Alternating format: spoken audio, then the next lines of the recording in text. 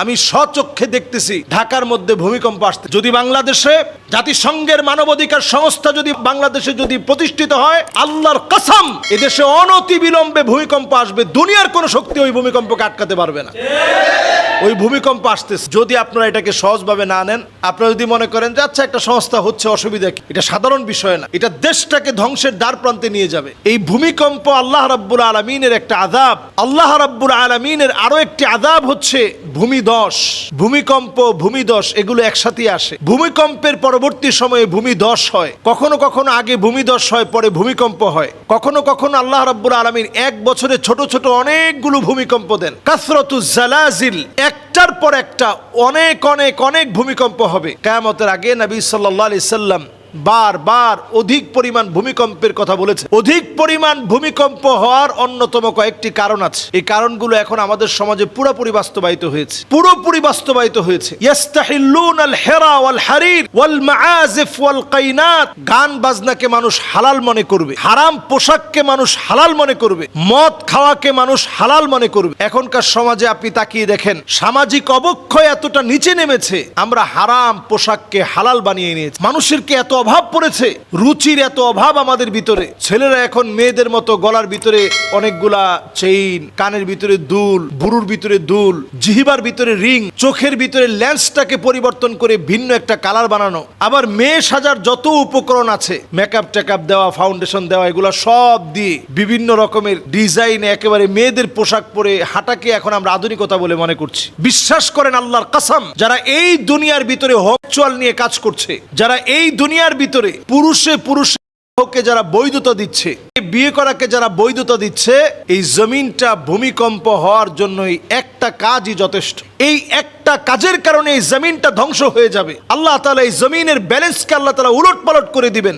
নিচের অংশকে উপরে উঠায় দিবেন, উপরের অংশকে আল্লাহ নিচের দিকে ধাবিত করে দিবেন। আল্লাহ রাব্বুল আলামিন নাস্তানাবুদ করে দিবেন। পৃথিবীর এই সময়টা বড় ভয়াবহ, সামনের দিন আরো ভয়াবহ হচ্ছে। কারণ আপনি দেখেন, রাশিয়ার যেই জায়গাতে ভূমিকম্প হয়েছে, অপরাধ প্রবণ জায়গাগুলোতে আল্লাহ তাআলা বিভিন্ন শাস্তি দিচ্ছেন। এবং আমরা গত জুমাতেও এই বিষয়ে কথা বলেছিলাম। অল্প কিছুদিনের ভিতরেই কয়েকটা আযাব আসতেছে। আমরা দেখতেছি যে কিছুদিনের ভিতরেই, যেদিন এই কথাটা বলেছি তার দুদিন পরেই আমেরিকাতে একটা বিমান বিধ্বস্ত হওয়ার উপক্রম থেকে আল্লাহ তাআলা বাঁচিয়ে দিয়েছে। আগুন ধরে গিয়েছিল, রানওয়েতেই মানুষ দৌড়াদৌড়ি করে ছুটে বের হয়েছে। রাশিয়ায় ভূমিকম্প এটি এমন একটি বিষয়, এখন দিন দিন এর আশেপাশের অঞ্চলগুলোতেও ভূমিকম্প বাড়বে। উজবেকিস্তান, তুর্কমেনিস্তান, কিরগিজস্তান, এই সব জায়গাগুলোতে ভূমিকম্প বাড়বে। যেই জায়গাগুলোতে মুসলমানদেরকে নির্যাতন করে এখন তাদের মদতপুষ্ট ব্যক্তিদেরকে দিয়ে শাসিত হচ্ছে, ওই জায়গাগুলোতে ভূমিকম্প হবে। ভূমিকম্পের মধ্য দিয়ে আল্লাহ তাআলা মুসলমানদের ঈমানকে একটু নাড়াচাড়া খাইয়ে দিতে চান,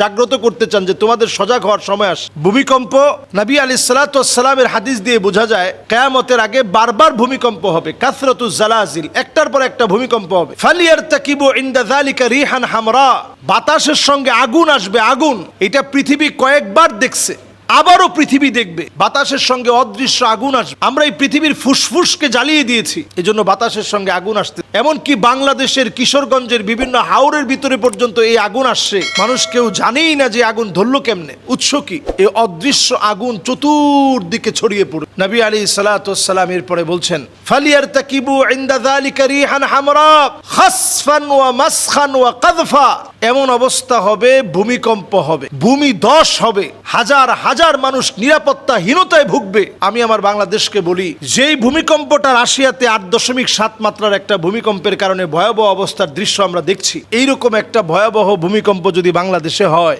আমাদের দেশের নাম নিশানা মুছে যাবে। আগামী 100 বছরের জন্য বাংলাদেশটা পিছিয়ে যাবে। আল্লাহ রাব্বুল আলামিন ছাড়া আমাদেরকে বাঁচাতে পারে এমন কোনো শক্তি নেই। টেকটনিক প্লেটগুলো আমাদের দেশে সরে গিয়েছে, মাঝখানে ফাটল দেখা দিয়েছে। ভূমিকম্প শুধু রাশিয়ায় না, অচিরে আপনারা খবর নিবেন, খবর পাবেন ভারতে একটা এই ভূমিকম্পে কেঁপে উঠবে এবং ভারতের বিভিন্ন দিক একেবারে মূল দিক থেকে বিভক্ত হয়ে যাবে। আমাদের দেশের জন্য আশঙ্কাটার শেষ নাই, কারণ আমরা গুনার সাথে প্রতিযোগিতা লাগিয়েছি। প্রতিনিয়ত কে কার চেয়ে বেশি গুনাহ করতে পারে সেই প্রতিযোগিতা আমরা করছি। এই প্রতিযোগিতামূলক গুনাহের অধ্যায় যদি আমরা না ছাড়ি, আল্লাহ রাব্বুল আলামিন আমাদেরকে এই আযাব থেকে আল্লাহ তাআলা রেহাই দিবেন না। বিমা কাসাবাত আইদিন নাস, এটা আমরা হাত দিয়ে আযাবটাকে অর্জন করে নিই। কোরআনুল কারীম আল্লাহ তাআলা বলছেন, আওয়ালা ইয়ারাউনা আন্নাহুম ইফতানুনা ফি কুল্লি আমিন মাররাতান আও মাররাতাইন সুম্মা লা ইয়াতুবুনা ওয়ালা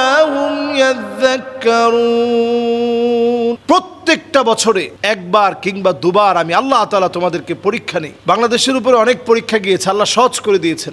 রাশিয়ার এই ভূমিকম্প আমাদেরকে সজাগ করে দিচ্ছে যে সামনের দিনে যে অনেক ভয়াবহ বড় বড় ভূমিকম্প হবে, ভয়াবহ ভূমিকম্প হবে, সারা দুনিয়ার জন্য একটা মেসেজ দিয়ে দিয়েছে রাশিয়ার এই ভূমিকম্প। সুতরাং এই সময় গুনাহ ছাড়া আল্লাহর কাছ থেকে পানা চাওয়ার কোনো উপায় নেই। আপনারা লাস ভেগাসে দেখেছেন, লস অ্যাঞ্জেলেসে আপনারা দেখেছেন দাউ দাউ করে আগুন জ্বলে উঠেছে, আগুনের উৎস কেউ জানে না। এমনকি যারা মুসলমানদেরকে তিলে তিলে শেষ করতেছে এই পর্যন্ত আল্লাহ রাব্বুল আলামিন দাউ দাউ করে আগুন জ্বালিয়ে দিয়েছেন। নিবানোর মতো ক্ষমতা নেই, নিবানোর মতো শক্তি নেই, কারণ এটা আল্লাহ তাআলা প্রদত্ত, আল্লাহ তাআলা দিয়েছেন। এর মানে দ্বারা এই আযাবগুলো আল্লাহ রাব্বুল আলামিন আমাদেরকে সচেতন করার জন্য দিচ্ছেন। আসুন এই সময়ে আযাবের ভিতরে আপনাকে আমাকে বাঁচানোর জন্য মুসলিম উম্মাহকে নিয়ে আমরা চিন্তা করি এবং নিজেরা গুনাহ ছেড়ে দিই। আল্লাহ তাআলা আমাদেরকে তৌফিক দান করুক।